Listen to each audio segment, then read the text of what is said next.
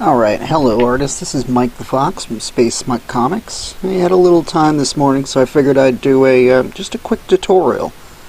What we're doing today is drawing a furry Anthro head.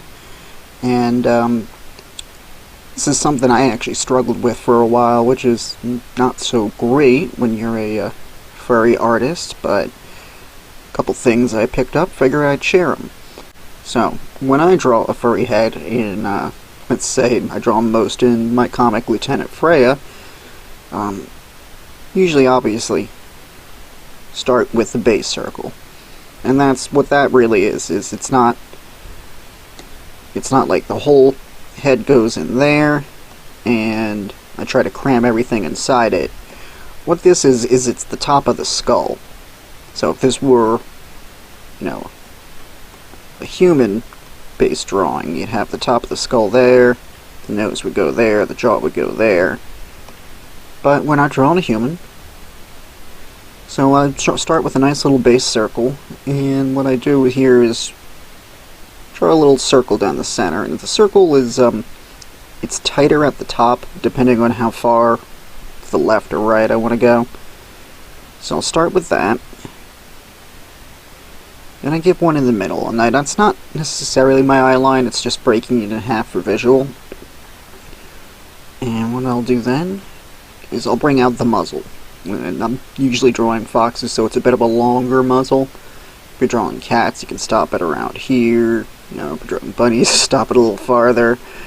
And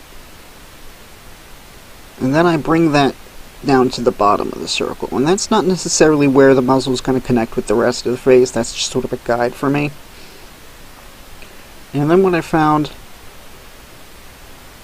I draw a couple little eye base lines.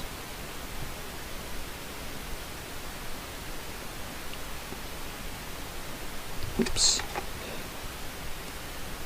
And I use those just to make sure the eyes are both on the same plane. I mean, ideally when you're looking at a face from head on, the eyes are going to be right next to each other.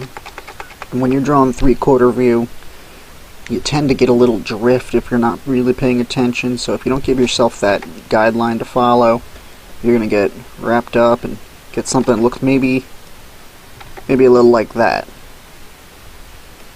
And it might look good in the moment, but when you go ahead to flip it, you're going to look like part of their eyes floating up there, like Sloth from the Goonies or something. So you want to make sure you have a nice guideline. Put your little muzzle in at the end there, and then, see, and this is where I said that the line there, that's your guide, isn't going to necessarily be where the muzzle connects. You always want to make sure they got a little bit of a nose right here, the bridge of the muzzle, the snoot boop.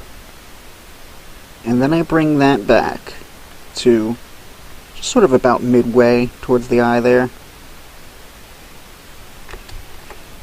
And then I bring their chin down. And depending on the species and gender, I do different things with this. Like when I'm drawing the male foxes in my comic, I give them a big old jaw. But I want something small and cute here, so I'm just going to bring that in. And usually what I do is also, we've drawn the actual, cartoonishly large eyes here, but you always got to remember that what you're doing is placing them in a socket. So I'll usually draw this sort of like raccoon mask guide right here to let you know where the socket goes. This also gives you a great indication of where your eyebrows are going to go if they're sitting naturally. And this line here gives you a little indication for where the cheek is going to be. And I like to draw a lot of fluff on the outside here, so that helps me keep that in line. Usually what you want to do is make sure all these lines are connecting to each other to form, one big form. And another thing I do is I always sort of cut the circle off on the left here a little bit. I don't go all the way out with it. Circle is just a guide, it's not the actual proportions of the skull. And depending on the character, I do a couple other things. This one I'm just going to have be fairly simple and straightforward, but you can make a lot of design choices here. And then you see right here, where that eye line meets should probably be where your ear meets. Same thing going over there. You can imagine it going straight down into that area there. And there you have a happy little fox.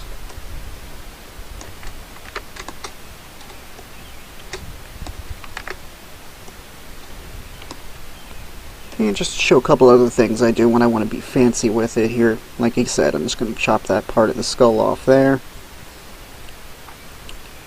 I like to have them have kind of chubby cheeks, especially the girl characters. So what I'll do is I'll bring out that cheek, and again give myself a guide so that the points here would match up if it was a 3D figure.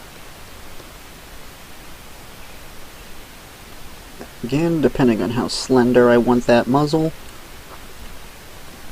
I can do anything I want with this chin. And again, we're gonna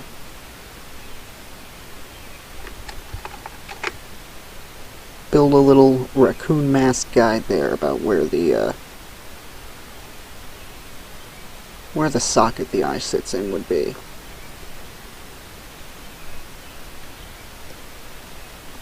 You get my little hair, or however you want to do that. Honestly, I should probably do a little study on hair. I still sort of fudge my way through it. And depending on how you want to draw, you can do a lot of stuff with this type of base. But the main takeaway you want to grab here is you give yourself a nice little head. Cut it off in the center. Right about the middle, and give yourself a guide for the muzzle. Give yourself some guides so you can build the eye line there. And the thing about the eye line, remember, is whatever portion of the eyeball is above or below here, the guide, you want to have that about the same on the other side. So really helps you keep them in the same plane. And remember to cut off the skull a little bit here on the end. Give yourself a nose, give yourself the two sides of the snoot there. And like I said, I like chubby cheeks, so I give myself the cheek guide there. That goes to the tip to that. And again, sort of have the ear come back down to where your original bisection was. And last but not least, give yourself that raccoon mask. You can find your eyebrow line, and also it helps with a lot of artists tend to really exaggerate the eye socket here with either different color fur or using a lot of shadow. So, they'll bring it in and it'll be, like that when they get to their final part.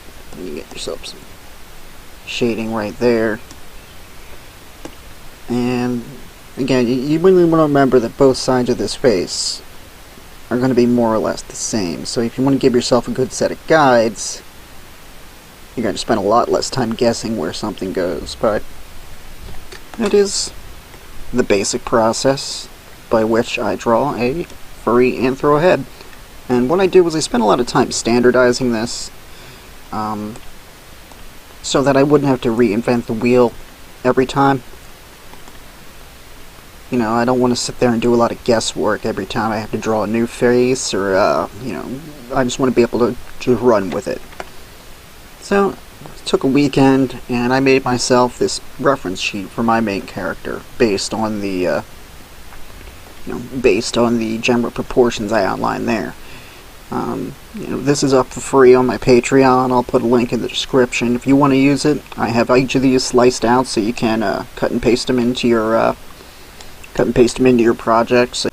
Alright, that's how you draw a furry head, or at least how you set the proportions for and go through it quickly.